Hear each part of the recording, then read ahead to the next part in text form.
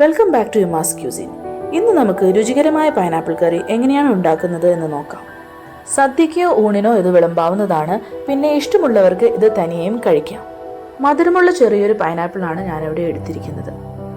Pineapple ചെറിയ ചെറിയ കഷ്ണങ്ങളായി അരിഞ്ഞെടുക്കുക. അതിലേക്ക് 1/4 ടീസ്പൂൺ മഞ്ഞൾപ്പൊടി, 1/2 ടീസ്പൂൺ മുളക് പൊടി, നിങ്ങളുടെ എരിവിനാവശ്യമായ പച്ചമുളക് ചേർക്കാം. ഞാനിവിടെ 3 പച്ചമുളകാണ് എടുത്തിരിക്കുന്നത്. എരിവും പുളിയും മധുരവും ഒരുപോലെ നിൽക്കേണ്ട ഒരു വിഭവമാണ് പൈനാപ്പിൾ പുളിശ്ശേരി. ആവശ്യത്തിനുള്ള ഉപ്പ് ചേർക്കാം. ആവശ്യമെങ്കിൽ തൈരിന്റെ പൊടി അനുസരിച്ച് പിന്നീടും ഉപ്പ് ചേർക്കാവുന്നതാണ്. ഒരു കതിർ വേപ്പില, 1.5 ഗ്ലാസ് വെള്ളവും കൂടി ചേർത്ത് നമുക്കിത് തിളപ്പിക്കാൻ വെക്കാം. പൈനാപ്പിൾ വേവാൻ 15 മുതൽ 20 മിനിറ്റ് വരെ എടുക്കും. കുക്കറിലാണ് വേവിക്കുന്നതെങ്കിൽ 3 സ്റ്റീം മതിയാകും. പൈനാപ്പിൾ വെന്ത് വരുമ്പോഴേക്കും നമുക്ക് അതിലേക്കുള്ള അരപ്പ് തയ്യാറാക്കാം. അതിനായി 1 കപ്പ് നാളികേരം, അതിലേക്ക് 1/4 ടീസ്പൂൺ നല്ല ജീരകം, 2-3 പച്ചമുളക്, പിന്നെ അല്പം മഞ്ഞളും ചേർത്ത് നമുക്ക് അരച്ചെടുക്കാം. കഴിവതും കുറഞ്ഞ തോതിൽ വെള്ളം ഉപയോഗിച്ച് നന്നായി അരച്ചെടുക്കുക. പൈനാപ്പിൾ നന്നായി വെന്ത് കഴിഞ്ഞാൽ നമുക്കതിലേക്ക് 1-2 ടേബിൾ സ്പൂൺ പഞ്ചസാര ചേർക്കാം. നിങ്ങളുടെ മധുരത്തിനനുസരിച്ച് ഇതിലേക്ക് പഞ്ചസാര ചേർക്കാവുന്നതാണ്.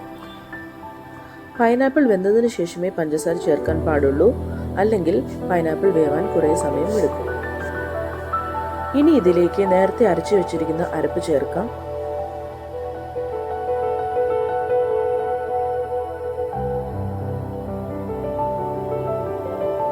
നാളികേരരപ്പ് ചൂടായി വരുമ്പോൾ നമുക്കതിലേക്ക് ആവശ്യത്തിന് തൈര് ചേർക്കാം. 1 കപ്പ് തൈരാണ് ഇവിടെ എടുത്തിരിക്കുന്നത്. കട്ടകളൊന്നുമില്ലാതെ നന്നായി അടിച്ചെടുത്ത തൈര് വേണം ഇതിൽ ചേർക്കാനായിട്ട്. അല്ലെങ്കിൽ നമ്മൾ ഇത് കറിയിലേക്ക് ഒഴിച്ചാൽ കട്ടയായി ഇത് കറിയുടെ മുകളിൽ കിടക്കും. അതുപോലെ തൈര് ചേർത്തതിന് ശേഷം കറി തിളപ്പിക്കാൻ പാടുള്ളതല്ല. സ്റ്റൗ ഓഫ് ചെയ്യേണ്ടതാണ്.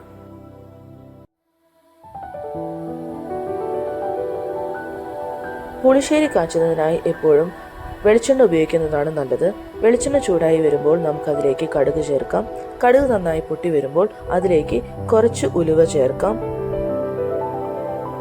പുളിശ്ശേരിക്ക് നല്ലൊരു ഫ്ലേവർ കിട്ടാൻ വേണ്ടിയാണ് നമ്മൾ ഉലുവ ചേർക്കുന്നത്.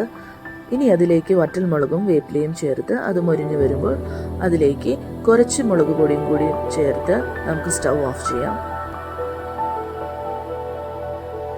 ഇനി ഇത് കറിയിലേക്ക് ഒഴിച്ച് കുറച്ചു നേരം ഇളക്കാതെ മൂടി വയ്ക്കാം. പുളിശ്ശേരി തൈര് ഉപയോഗിച്ചുണ്ടാക്കുന്നത് കൊണ്ട് ഇടയ്ക്കിടയ്ക്ക് തിളപ്പിക്കാൻ പാടില്ല. പിന്നെ ഇത് ഇരിക്കും തോറും കുറുകി വരും. സദ്യയ്ക്കും ഉച്ചയൂണിനുമൊക്കെ കൂട്ടാൻ പറ്റുന്ന പൈനാപ്പിൾ പുളിശ്ശേരി ഇവിടെ തയ്യാർ. Thanks for watching.